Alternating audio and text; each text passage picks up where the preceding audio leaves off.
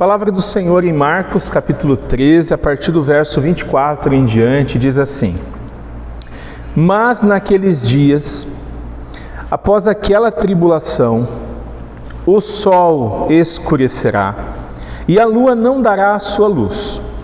As estrelas cairão do céu, e os poderes celestes serão abalados. Então se verá o Filho do Homem vindo nas nuvens com grande poder e glória. Ele enviará os seus anjos e reunirá os seus eleitos dos quatro ventos, dos confins da terra até os confins do céu. Aprendam a lição da figueira: quando os seus ramos se renovam, as suas folhas começam a brotar. Vocês sabem que o verão está próximo. Assim também, quando virem estas coisas acontecendo, saibam que ele está próximo às portas. Eu lhes asseguro que não passará esta geração até que todas essas coisas aconteçam. Os céus e a terra passarão, mas as minhas palavras jamais passarão. Quanto ao dia e à hora, ninguém sabe, nem os anjos no céu, nem o Filho, senão somente o Pai. Fiquem atentos, vigiem. Vocês não sabem quando virá esse tempo. É como um homem que sai de viagem. Ele deixa sua casa, encarrega de tarefas cada um dos seus servos e ordena ao porteiro que vigie. Portanto, vigiem, porque vocês não sabem quando o dono da casa voltará, se à tarde, à meia-noite, ao cantar do galo ou ao amanhecer. Se ele vier de repente, que não os encontre dormindo. O que lhes digo a todos: vigiem. Vamos orar? Senhor, fale conosco nessa manhã. Tenha liberdade, Deus, para ministrar ao coração de cada um de nós. Alimenta-nos da Tua Palavra. A Tua Palavra é a verdade. Guia-nos, ó Deus, nos Teus caminhos. Oramos no Teu precioso nome, Jesus. Amém. Bom, o tema do meu sermão nessa manhã é a segunda vinda de Jesus Cristo. Capítulo 13 de Marcos tem sido um grande desafio para mim. E pela graça divina, nós tivemos na semana passada o pastor Felipe compartilhando conosco um trecho desse capítulo, onde nós vimos a necessidade de termos discernimento e sermos fiéis em tempos de tribulação. Discernimento por quê? Porque o engano é real, falsos cristos, falsos profetas se levantarão. E fidelidade, porque sofrimento também é real, nós vamos sofrer. Então nós vimos sobre isso. E vimos também o Cristo que fortalece a sua igreja com a sua palavra. Hoje, o tema do nosso sermão é a volta de Jesus. Você já assistiu o filme Deixado para Trás? Já, né? A volta de Jesus é um dos temas que causam confusão e medo em muitos cristãos. E eu não sei você, mas eu, quando assisti Deixados para Trás, eu fiquei com muito medo. Mas será que deveria ser assim? Será que Jesus falou sobre sua volta pensando em nos deixar com medo ou confuso? Nós vamos descobrir ao longo desse texto que a segunda vinda de Jesus Cristo é algo muito maravilhoso, maravilhoso demais. Por quê? O Senhor não deseja encher nosso coração de medo e ansiedade quando pensamos na sua volta, pelo contrário. Entendermos a volta de Jesus, a parousia, deve encher nosso coração de alegria, de esperança. Nós veremos ao longo desse texto que Jesus prometeu voltar e ofereceu a sua palavra como garantia de que ele voltaria. E não apenas isso, Jesus nos ensina como devemos viver nesse mundo quebrado, caído, enquanto ele ainda não volta. O texto de hoje é a parte final desse discurso escatológico de Jesus. Ele está no Monte das Oliveiras, ele está diante do templo que havia sido reformado por Herodes, um templo que será destruído, como Jesus profetizou. E agora Jesus vai falar o que acontecerá no final dos tempos. Estamos prontos para essa jornada? Vamos juntos. Em primeiro lugar, meus irmãos, Jesus promete voltar. Nós temos uma promessa. Jesus prometeu que voltaria. para reunir o seu povo, a sua igreja, os seus eleitos. Jesus não havia sido crucificado ainda, mas a morte dele estava mais perto, estava chegando. Todas as coisas estavam caminhando para esse lado mais sombrio da história humana, a morte do Filho de Deus. Mas Jesus não está preocupado com o que vai acontecer. Ele quer aproveitar cada momento para ensinar os seus discípulos. E ele quer prepará-los. Nós já vimos que por 3 vezes Jesus havia predito que seria perseguido, morto, mas ao 3º dia ressuscitaria. Nós já vimos que ele predisse também a destruição do templo e de Jerusalém. E nós vimos que no ano 70 Jerusalém foi destruída. Não ficou pedra sobre pedra naquele templo maravilhoso. Os discípulos então receberam a promessa de que seriam perseguidos, mas nunca abandonados, porque Cristo, o bom pastor, não abandona as suas ovelhas. Nós vimos na semana passada a respeito da realidade do engano e do sofrimento. Mas o discurso de Jesus não acabou. Ele diz: mas naqueles dias, após aquela tribulação, o sol escurecerá, a lua não dará sua luz, e as estrelas cairão do céu, e os poderes celestiais serão abalados. Jesus é o maior de todos os profetas. E essa linguagem que ele está utilizando aqui, ela é profundamente enraizada na linguagem profética do Antigo Testamento. Quando ele usa a expressão naqueles dias, se você já leu os profetas, você vai se recordar que diversos deles, em especial Isaías, vão falar sobre naqueles dias, aqueles dias. Em muitas passagens, quando nós encontramos essa expressão naqueles dias ou aqueles dias, há uma manifestação de Deus, uma teofania, ou seja, ou Deus aparece, ou Deus se faz ser ouvido por aqueles que estão ali naquele momento. Em alguns momentos também se refere a uma intervenção divina na história, que envolve julgamento e restauração. É verdade que nem sempre essa expressão tem um sentido de escatológico, como nós vimos na semana passada. Entretanto, nesse verso, Marcos 13, 24, essa palavra naqueles dias se refere aos acontecimentos anteriores à destruição de Jerusalém e à destruição de Jerusalém.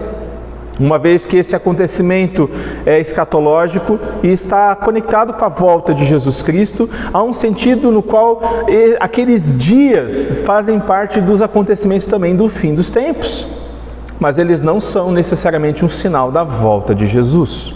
Então, naqueles dias após aquela tribulação, ou seja, após a destruição do templo e de Jerusalém, profetizada no capítulo 13, verso 14 a 23, Jesus utiliza uma linguagem vívida, uma linguagem muito cheia de cores e imagens fortes, para falar sobre os abalos cósmicos que vão acontecer no final dos tempos. Novamente nós percebemos Jesus profetizando, ele não está inventando nada, ele fala de algo que acontecerá antes da sua segunda vinda. Por exemplo, o profeta Isaías vai dizer: as estrelas do céu e as suas constelações não mostrarão a sua luz, o sol nascente escurecerá e a lua não fará brilhar a sua luz. Isaías também vai dizer: as estrelas do céu serão todas dissolvidas e os céus serão enrolados como um pergaminho. Todo o exército celeste cairá como folhas secas da videira e da figueira. O profeta Joel vai dizer: diante deles a terra treme, os céus estremecem, o sol e a lua escurecem e as estrelas param de brilhar. E ele vai dizer também: o sol e a lua escurecerão e as estrelas já não brilharão. O Senhor rugirá de Sião e de Jerusalém levantará a sua voz, a terra e o céu tremerão. Mas o Senhor será um refúgio para o seu povo, uma fortaleza para Israel. Então, os judeus no tempo de Jesus, eles estavam acostumados com essa linguagem profética de Jesus. com essas palavras que Jesus se refere ao sol, à lua, às estrelas, esses abalos cósmicos, faziam parte da vida dos judeus, eles aguardavam por isso. Não apenas nos profetas nós encontramos essa linguagem, mas alguns escritos judaicos vão falar sobre isso também. E é aqui, muitas vezes, quando nós estamos lendo a Bíblia, que nós empacamos. Por quê? Nós ficamos tentando decifrar o que é esses abalos, como que vai ser. A nossa cabeça do século 21 quer entender como que vai ser, né? Mas nem Jesus, muito menos Marcos, desejavam que eu e você fixássemos os nossos olhos nos sinais. Porque os sinais são apenas isso, eles são sinais. Os sinais apontam para alguma coisa. E nesse caso, esses sinais apontavam para a volta de Cristo. É preciso destacar que a destruição do templo de Jerusalém e os abalos cósmicos que nós vemos aqui e a volta de Jesus estão profundamente conectados. Nós sabemos que o templo e a cidade santa de Jerusalém foram destruídos no primeiro século, lá no ano 70. Mas esses abalos cósmicos que Jesus está profetizando ainda vão acontecer. E nós temos muita dificuldade de entender tudo isso como um único evento, porque nós estamos vivendo dentro da profecia. Os nossos olhos têm essa dificuldade de enxergar esse evento como uma unidade. É o mesmo quando nós pensamos sobre a criação de todas as coisas. Nós, quando pensamos na criação, pensamos como um evento único. Mas nós não sabemos quanto tempo levou, porque essa não era a preocupação de Deus, detalhar como que aconteceu a criação. Independente se a descrição de Marcos nessa passagem aqui deve ser interpretada literalmente ou não, uma coisa é clara. O que Jesus está falando aqui, o que ele está profetizando aqui, é um acontecimento real, histórico. A volta do Filho de Deus, o Filho de Deus voltará, esse é o foco. O foco não são os céus, a lua e as estrelas, mas é a volta do Filho de Deus. E quando nós olhamos para o Novo Testamento, nós percebemos que a pregação dos apóstolos, ela era centralizada na vida, morte, ressurreição, ascensão e volta do Filho de Deus. A pregação dos apóstolos não se detinha nos sinais do final dos tempos, pelo contrário, ela se detinha na pessoa e na obra de Jesus Cristo. A destruição do templo e de Jerusalém, elas serviram para confirmar as palavras de Jesus, mas não era uma ênfase. Abra comigo em Atos dos Apóstolos, capítulo 1, versículo de número 9.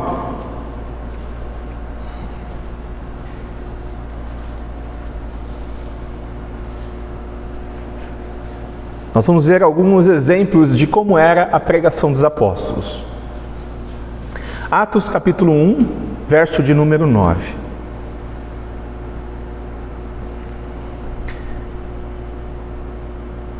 Tendo dito isso, foi elevado às alturas enquanto eles olhavam, e uma nuvem o encobriu da vista deles. E eles ficaram com os olhos fixos no céu enquanto ele subia. De repente surgiram diante deles dois homens vestidos de branco que lhe disseram: Galileus, por que vocês estão olhando para o céu? Este mesmo Jesus que dentre vocês foi elevado aos céus, voltará da mesma forma como o viram subir. Agora vá ao capítulo 2 de Atos dos Apóstolos, verso 22. Em Atos dos Apóstolos nós vamos ver Pedro dizendo o seguinte, a partir do verso 22. Israelitas, ouçam essas palavras. Jesus de Nazaré foi aprovado por Deus diante de vocês por meio de milagres, maravilhas e sinais que Deus fez entre vocês por intermédio dele, como vocês mesmos sabem.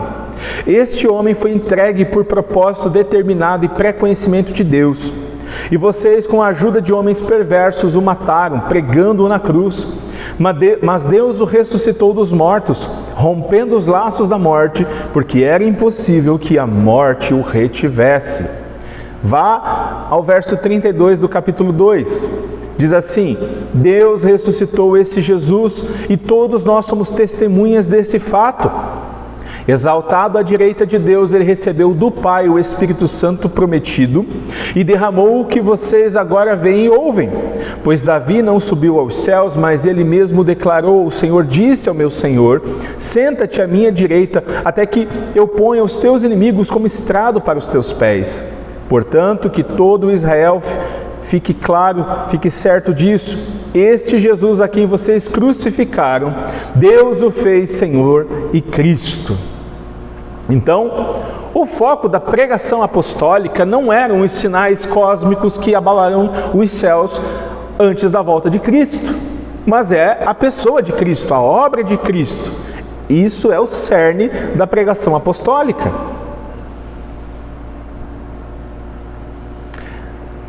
Voltando para Marcos, capítulo 13, nos versos 26 e 27, nós temos assim, Jesus dizendo: então verão o Filho do Homem vindo nas nuvens com grande poder e glória, e ele enviará os seus anjos e reunirá os seus eleitos dos quatro ventos, dos confins da terra até os confins dos céus. Um dos efeitos de eu ter assistido Deixados para Trás, eu me lembro como se fosse hoje, no comecinho dos anos 2000, eu morava quase na frente da igreja que eu fazia parte. Eu atravessava a rua e eu estava lá. E eu cheguei num sábado de manhã. Era comum a gente se reunir no sábado de manhã no templo. E aquela igreja nunca fecha. Ela abre 7 da manhã e fecha 10, 11 horas da noite, todo dia. Então eu chego e está tudo fechado. Tudo fechado, 10 horas da manhã. Eu entrei em desespero, eu comecei a chorar. Eu pensei, pronto, Jesus voltou e eu fiquei. Mas não demorou muito para descobrir que eu estava enganado. Jesus ainda não tinha voltado. É o pastor que tinha ido fazer alguma outra coisa e quando ele chegou a abrir o templo, eu pude entrar e me acalmar. Mas perceba que a volta de Jesus é uma coisa que pode ser utilizada como um meio de... uma ferramenta de provocar medo nas pessoas. Pânico, pavor, ansiedade. E nessa igreja que eu fazia parte, a volta de Jesus era uma das ferramentas, inclusive, que auxiliavam os líderes a manipular e controlar os membros. Então usavam-se a verdade da volta de Jesus para manipulação, controle, coação. Franklin Ferreira vai dizer que nessas seitas, ele diz assim, é comum encontrar nas seitas a preocupação excessiva com profecias e especulações quanto ao fim do mundo. Elas vivem um sentido de urgência e emergência. Assim, algumas seitas mantêm entre seus membros um nível elevado de estresse por meio dessa atitude, o que serve também para reforçar a submissão dos adeptos ao projeto do grupo. Então, a volta de Jesus é utilizada muitas das vezes para causar medo, pânico, ansiedade, para controlar. Mas não é para ser assim. Haverá uma segunda vinda de Jesus Cristo. Ela será pública, visível, todos verão, meus irmãos, todos verão.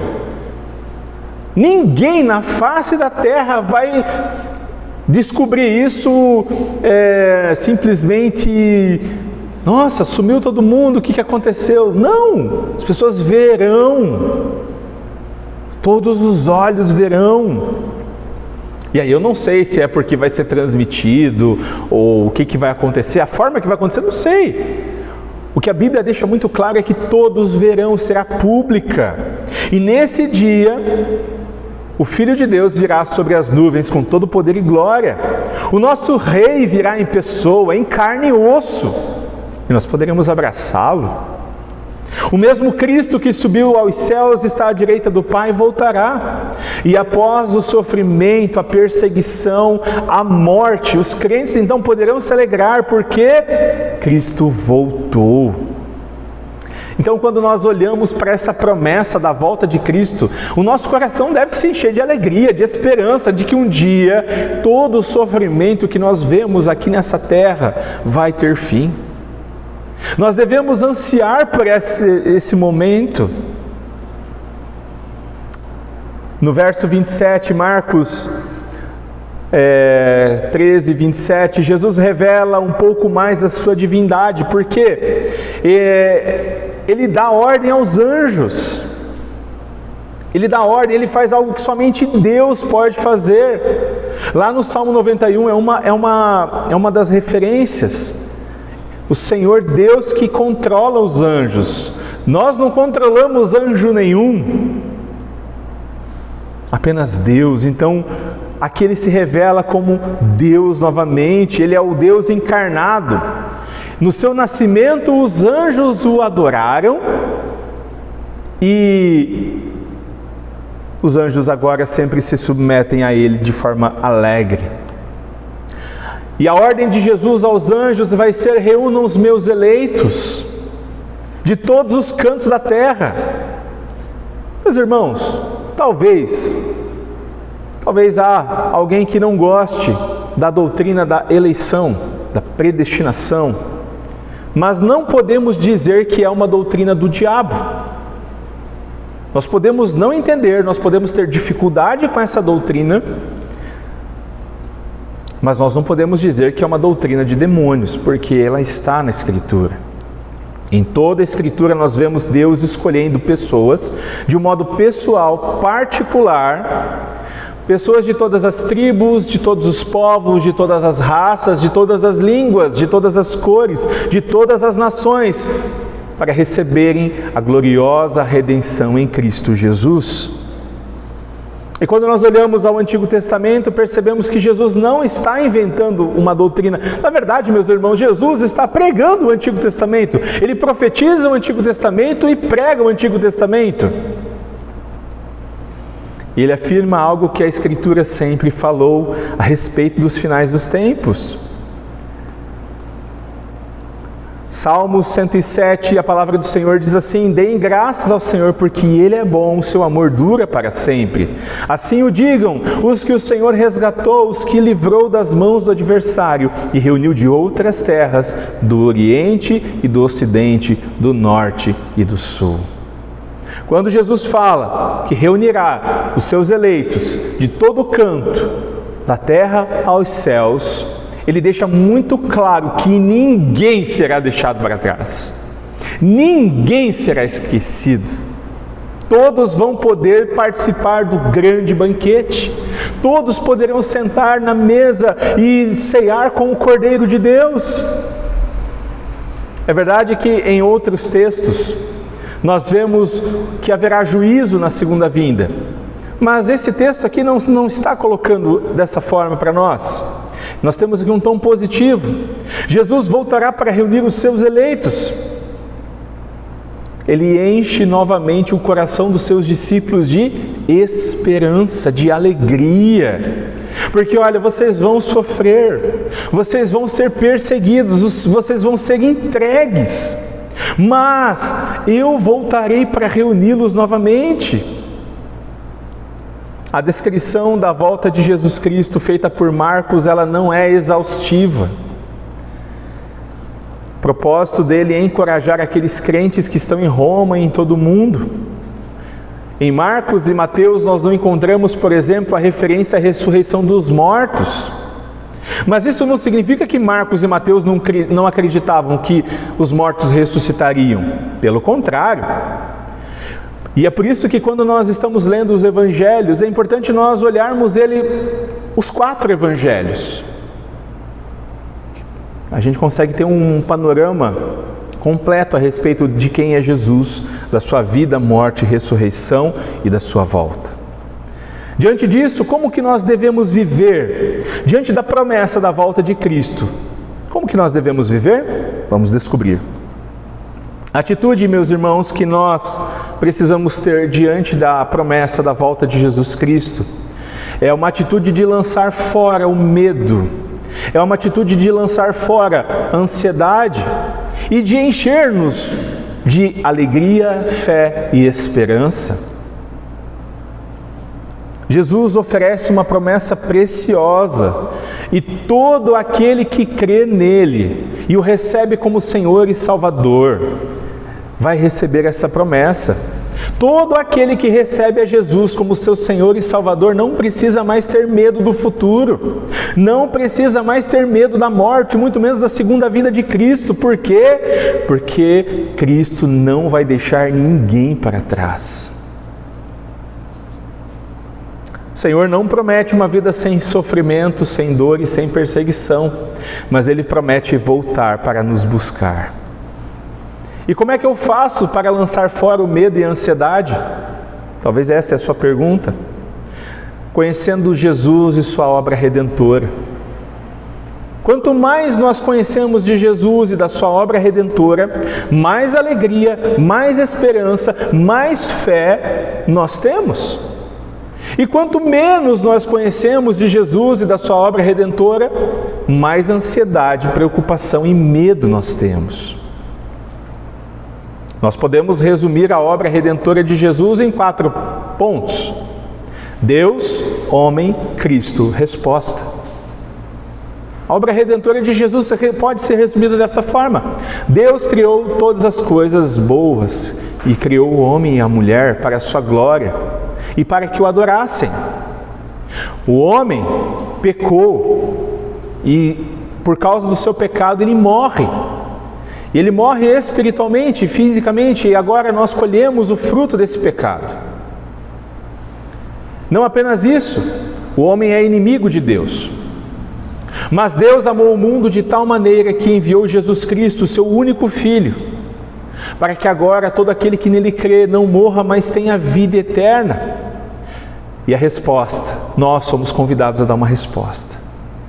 Então, conhecer de uma forma mais profunda o plano redentor de Deus enche o nosso coração de alegria, meus irmãos. Saber o tamanho, a largura e a profundidade desse amor por nós deve encher o nosso coração de esperança. Quanto mais nós conhecermos a Jesus, mais nós o amaremos. Quanto mais nós tivermos noção de quem é Deus e de quem nós somos diante de Deus, mais nós o amaremos. E nós podemos também encher o nosso coração de Cristo Jesus, como? Cantando as palavras de Deus. Encham os nossos corações de hinos, salmos e cânticos espirituais. Quando nós cantamos as palavras de Deus, nós estamos enchendo, fazendo Cristo habitar ricamente em nosso coração. Além disso, nós fazemos Cristo habitar ricamente em nós quando nós encorajamos uns aos outros, quando nós permitimos que outras pessoas façam parte da nossa vida para compartilharem do amor de Cristo. Abra comigo em 1 Tessalonicenses capítulo 4, verso 13.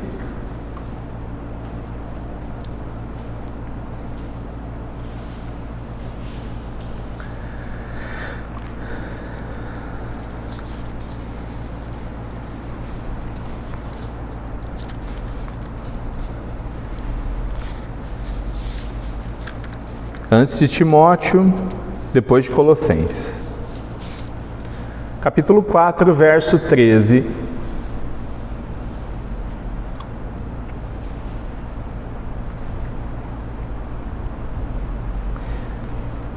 Diz assim: Irmãos, não queremos que vocês sejam ignorantes quanto aos que dormem, para que não se entristeçam como os outros que não têm esperança. Se cremos que Jesus morreu e ressuscitou, cremos também que Deus trará, mediante Jesus e com Ele, aqueles que nele dormiram. Dizemos a vocês, pela palavra do Senhor, que nós, os que estivermos vivos, os que ficarmos até a vinda do Senhor, certamente não precederemos os que dormem, pois dada a ordem, como a voz do arcanjo e o ressoar da trombeta de Deus, o próprio Senhor descerá dos céus, E os mortos em Cristo ressuscitarão primeiro. Depois nós, os que estivermos vivos, seremos arrebatados com eles nas nuvens, para o encontro com o Senhor nos ares. E assim estaremos com o Senhor para sempre. Olha como ele termina esse texto. Consolem-se uns aos outros com essas palavras. Todas essas atitudes, conhecer o plano redentor de Deus, conhecer Jesus, cantar as palavras de Deus e encorajar-nos uns aos outros, alimentam a nossa alma da bendita esperança. O medo e a ansiedade diminuem conforme a nossa esperança aumenta, conforme a nossa alegria aumenta.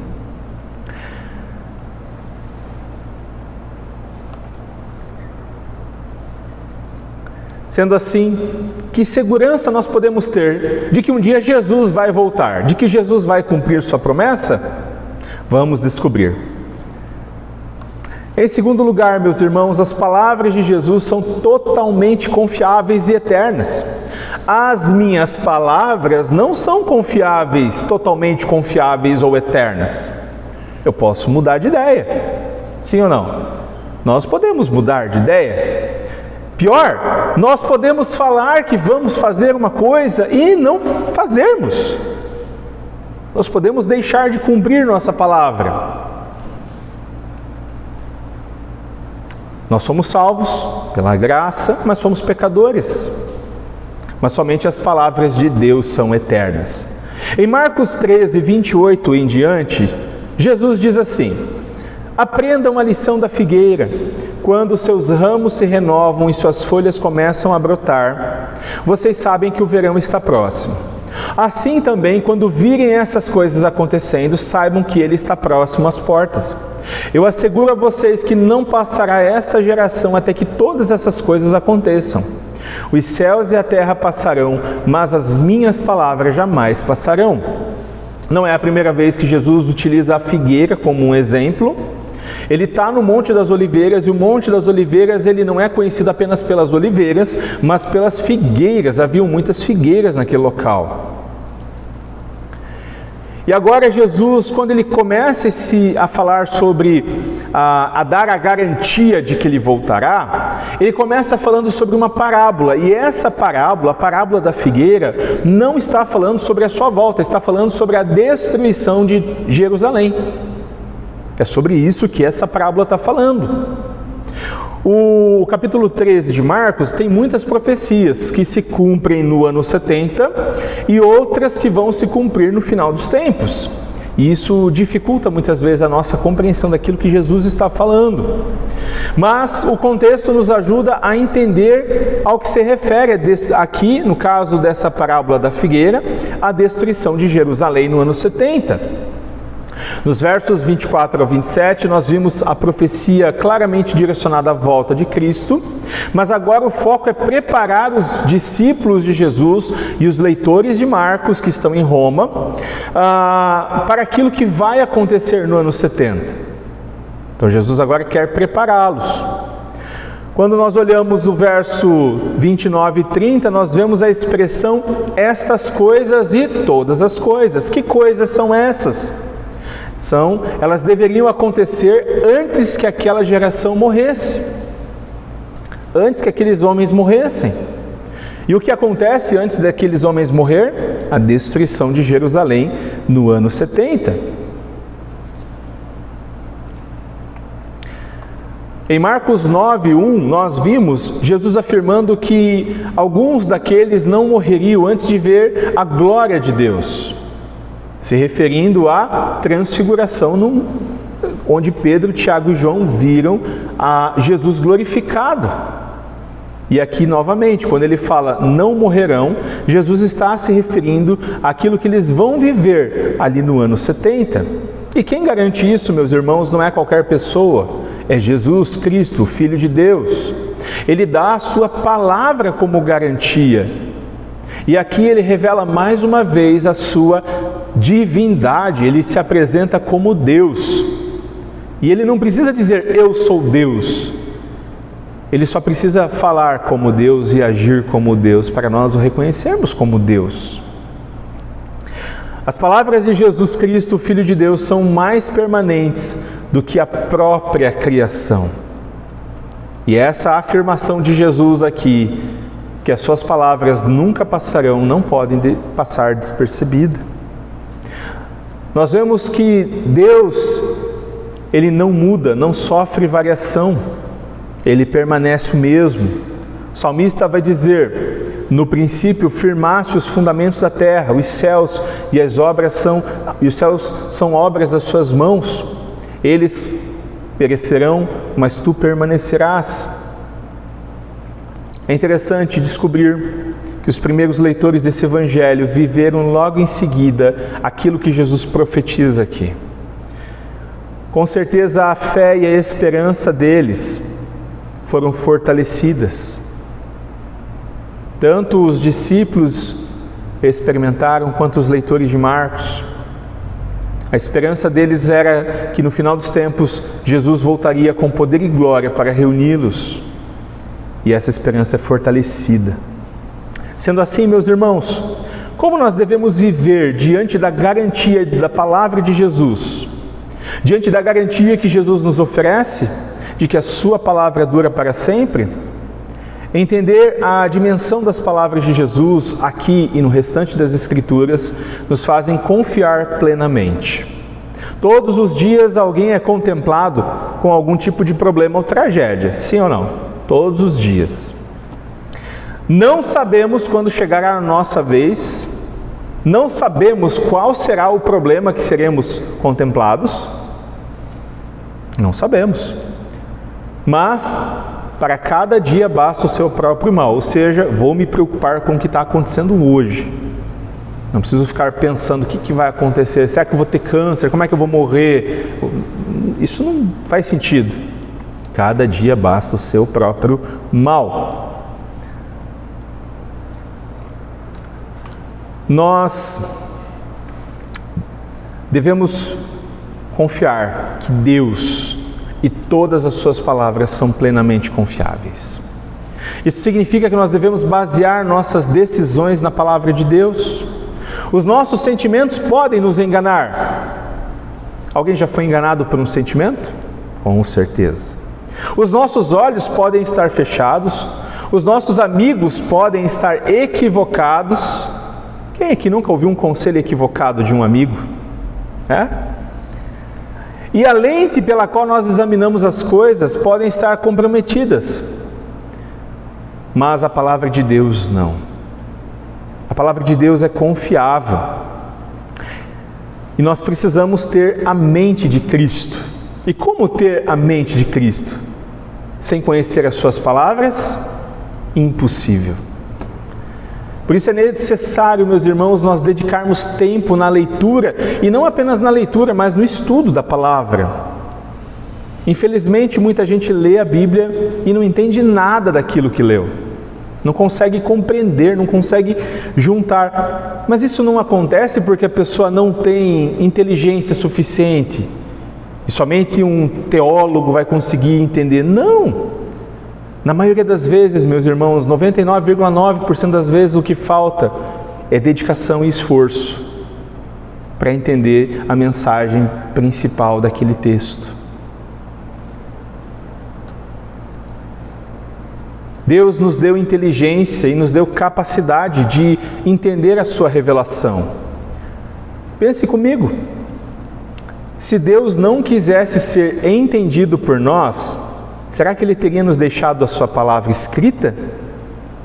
Não seria mais fácil o Senhor implantar na nossa mente a sua palavra e nós lembrarmos ela de cabeça? Porque nós precisamos fazer curso para respirar? Não precisamos. Deus poderia ter feito assim com a sua palavra, mas Ele não quis fazer assim. Ele quis ser entendido. O propósito de Deus não é que nós venhamos apenas acumular conhecimento dEle. Envolve sim conhecê-lo, acumular conhecimento, mas envolve conhecê-lo como Deus. Ele quer ser conhecido por nós. Porque uma vez que nós conhecermos o Senhor e o seu amor leal, nós nos renderemos em verdadeira adoração. Nós nos tornaremos então adoradores em espírito e em verdade. E a pergunta que fica é: a Bíblia é importante para mim e para você? Como é que eu sei para responder a verdade? Porque se eu fazer essa pergunta para qualquer pessoa no mundo que é cristã, ela vai dizer assim: a Bíblia é importante para mim. Ninguém em sã consciência vai dizer assim: não gosto da Bíblia. Sou cristão, mas eu não gosto da Bíblia. Mas como saber a verdade? Bom, o trabalho é importante para nós, não é verdade? E geralmente nós dedicamos pelo menos 8 horas por dia trabalhando, cumprindo nossa vocação. E eu sei, meus irmãos, que a grande maioria de nós não tem condição de gastar 8 horas por dia estudando a Bíblia. Lendo a Bíblia, estudando, fazendo ali a interpretação do texto, orando. A grande maioria de nós tem tanta coisa para fazer que você não consegue 8 horas por dia para ler e estudar a Bíblia. Mas será que nós conseguimos dedicar pelo menos 10% de 8 horas para leitura, estudo e oração? E quanto que é 10% de 8 horas? 48 minutos, meus irmãos. 48 minutos é um episódio de um seriado. Perceba, não é tão difícil. O Instagram lançou agora um mecanismo muito interessante que ele consegue te dar quanto tempo você gasta por dia naquela ferramenta. Vai lá depois, dá uma olhadinha lá, vê quanto tempo você passa. É assustador porque a gente olha e a gente não percebe. Aí você vai falar assim: não, mas eu não gosto do Instagram. Não tem problema. Isso significa, meus irmãos, que 48 minutos por dia, 1 hora por dia de oração e leitura da Bíblia não é muito tempo. Não é. Se a Bíblia é um tesouro para nós, nós devemos tratá-la como esse tesouro. Nós já vimos então que Jesus prometeu voltar para reunir os seus eleitos e que nós devemos confiar em todas as palavras que Ele diz. Ele é Deus e cumpre tudo aquilo que Ele promete. Sendo assim, como que nós devemos viver nesse mundo enquanto isso não acontece, enquanto esse dia não chega? Qual deve ser a nossa atitude à espera da segunda vinda de Cristo? Vamos descobrir o que Jesus diz. Em terceiro lugar, nós devemos estar preparados, porque Jesus voltará em breve. A igreja é a noiva de Cristo. E o tempo entre a primeira vinda e a segunda vinda é o período de noivado, é um período de preparação.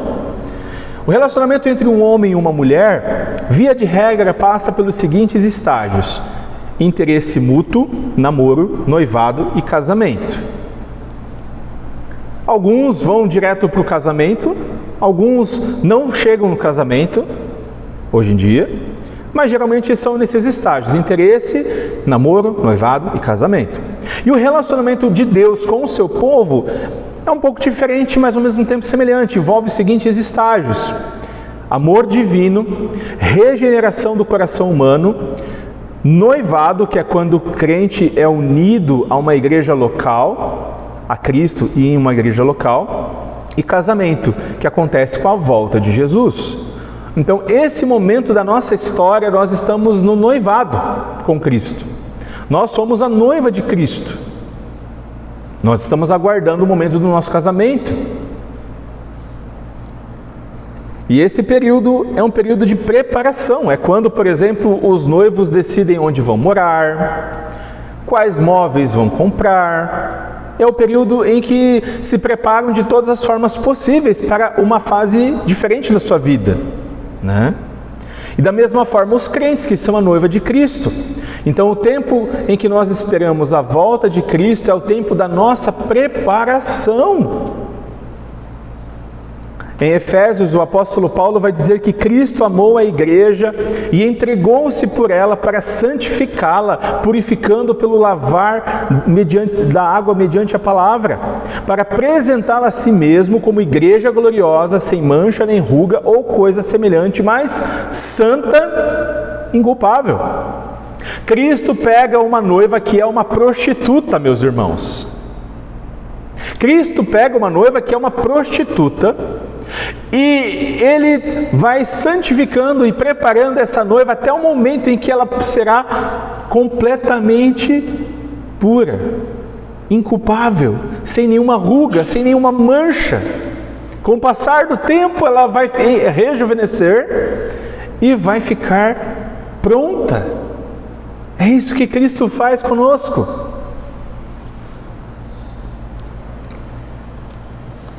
Em Marcos capítulo 13, verso 32, nós lemos: quanto ao dia e a hora ninguém sabe, senão os anjos, ninguém sabe, nem os anjos no céu, nem o Filho, senão o Pai. Fiquem atentos, vigiem, vocês não sabem quando virá esse tempo. É como um homem que sai de viagem. Ele deixa sua casa, encarrega de tarefas cada um dos seus servos e ordena ao porteiro que vigie. Portanto, vigiem, porque vocês não sabem quando o dono da casa voltará, se à tarde, à meia-noite, ao cantar do galo ou ao amanhecer. Se ele vier de repente, que não os encontre dormindo. O que digo a vocês, digo a todos, vigiem. Muitos leitores desse evangelho querem ter as suas curiosidades satisfeitas. Mas o evangelista não está registrando o discurso de Jesus para matar nossa curiosidade. Perceba a grande quantidade de imperativos que nós encontramos ao longo do livro do capítulo 13. O que é um imperativo? O imperativo é uma ordem, é um mandamento. Por exemplo, Marcos 13, 5, Jesus ordena que os seus discípulos tenham cuidado para não serem enganados. No verso 9, a ordem de Jesus é: fiquem atentos, pois vocês serão entregues aos tribunais. No verso 23, a ordem é: fiquem atentos ao que Jesus está falando. E agora, no finalzinho do discurso, nós temos 3 ordens, 3 imperativos. Fiquem atentos, vigiem. Portanto, vigiem. Vigiem. Vigiem. E essas ordens têm o propósito de advertir, exortar, encorajar e preparar os leitores para viver de um modo cristão à luz da destruição de Jerusalém e da volta de Cristo. E aqui no verso 32 nós temos aparentemente um dos textos mais difíceis da Escritura. Eu não sei se você já percebeu. Entretanto, aquilo que parece ser difícil pode ser compreendido quando nós olhamos a Escritura como um todo. Um dos atributos que apenas Deus possui é a onisciência. Ou seja, Deus sabe todas as coisas. Deus não é pego de surpresa. Ele conhece o passado, o presente e o futuro. O Salmo 139, o salmista vai, por exemplo, deixar muito claro isso. Eu posso subir ao mais alto dos céus, lá o Senhor está. Eu posso ir ao mais profundo do abismo, lá o Senhor está. E nada escapa aos teus olhos. Então, Deus sabe todas as coisas. Diante dessa verdade, como podemos entender o que Jesus está dizendo aqui, que somente o Pai pode saber o momento exato da volta do Filho? Primeiro, precisamos entender que em Marcos 13, 32 a 37, Jesus e o autor desse evangelho, Marcos, não estão ensinando sobre a divindade de Jesus. Aqui nesse ponto não é a divindade de Jesus que está o foco. Aqui o foco é vigilância, é uma exortação à vigilância, é um mandamento a estarem preparados para a volta de Jesus. O foco não é a divindade. Antes nós vimos que Jesus revelou sua divindade, mas aqui o foco é outro. Sendo assim, Jesus dizer que somente o Pai sabe o momento exato é como um pano de fundo para exortar a igreja a estar preparada para a segunda vinda. Nós precisamos lembrar também que na sua encarnação, na primeira vinda, Jesus esteve no seu estado de humilhação. Quando nós olhamos, por exemplo, para Filipenses, nós vemos que, sendo Deus, Jesus não considerou ser Deus, mas esvaziou completamente e assumiu a forma de servo, ou seja, Jesus se fez um de nós. Mas, quando nós olhamos com atenção o próprio Evangelho de Marcos e outros evangelhos, nós vemos que em sua encarnação, Jesus mantém todos os seus atributos divinos, inclusive onisciência. Por exemplo, em Marcos capítulo 2, nós vemos que Jesus conhece o pensamento dos escribas. No capítulo 5, quando a mulher hemorrágica toca em Jesus e há uma multidão, Jesus sabe discernir quem o tocou. Não apenas isso, mas ele conhece ela. No capítulo 7, 9 e 10, Jesus prediz com detalhes a sua morte e ressurreição. No capítulo 8, Jesus conhecia os corações dos discípulos. Fica muito claro isso. No capítulo 11, nós vemos que Jesus conhecia o futuro com uma riqueza de detalhes. No capítulo 12, Jesus conhecia a intenção dos fariseus. No capítulo 13, Jesus conhecia o futuro, quando ele diz que não ficará pedra sobre pedra. No capítulo 14, nós veremos que Jesus sabia quem era o traidor e ninguém desconfiava de Judas. E ainda no capítulo 14, nós veremos que Jesus sabia o que Pedro faria. Então, Jesus conta uma pequena parábola nos versos 36 ao 34. Um homem, talvez um comerciante daquele tempo, sai de casa e deixa os seus empregados encarregados de tudo. Ele não avisa quando vai voltar, mas todos deveriam estar trabalhando e preparados para a sua volta, para o seu retorno. Sabemos que a volta de Jesus será inesperada, mas essa parábola deixa muito claro que na volta de Jesus não haverá nenhum sinal que vai mostrar que Jesus está vindo. Todos aqueles sinais são sinais que apontam para a volta de Cristo, mas aqui, quando chegar o momento, não vai ter um sino tocando. Galera, terminou o recreio, todo mundo se comporta, se arrependam dos seus pecados para que vocês possam ser salvos, né? Porque senão vocês vão ser condenados. Não há isso, não vai haver. Será uma vinda de surpresa. Ninguém sabe se vai ser no final da tarde, à meia-noite, de madrugada ou no comecinho da manhã.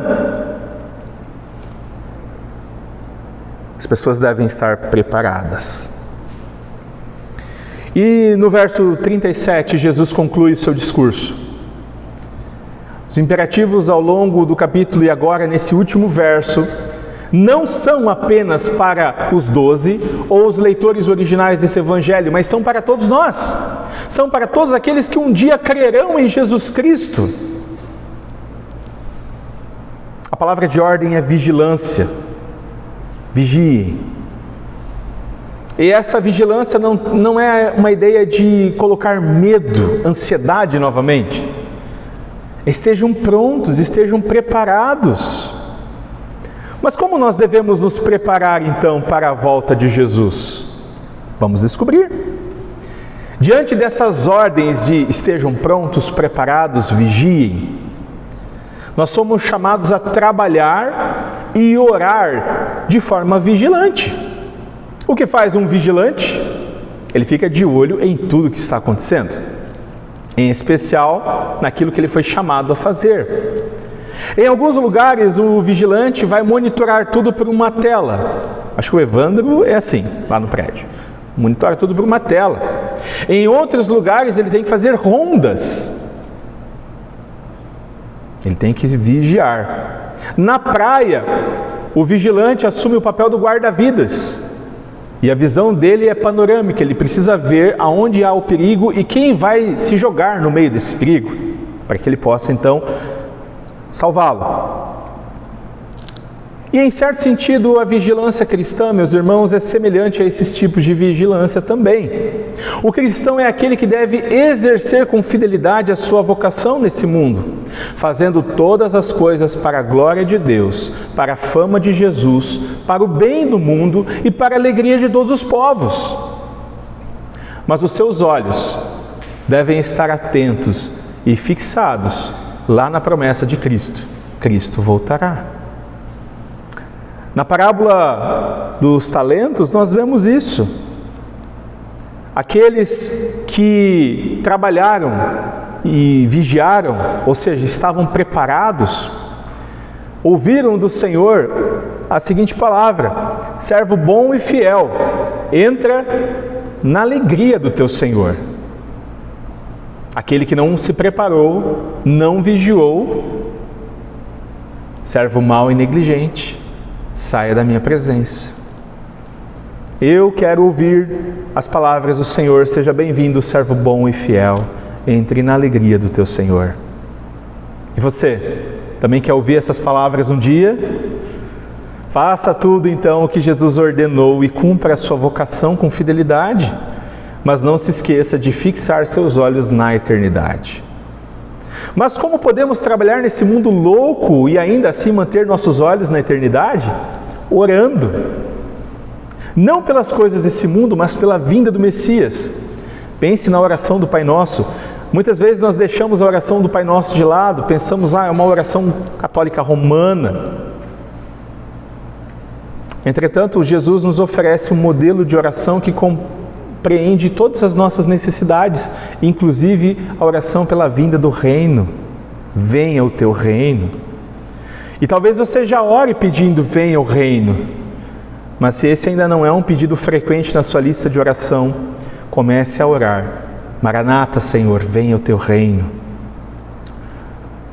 Marcos vê a necessidade de vigiar não como uma atividade de uma pessoa ou outra na igreja, mas como uma atividade para todos. Todos devem estar envolvidos.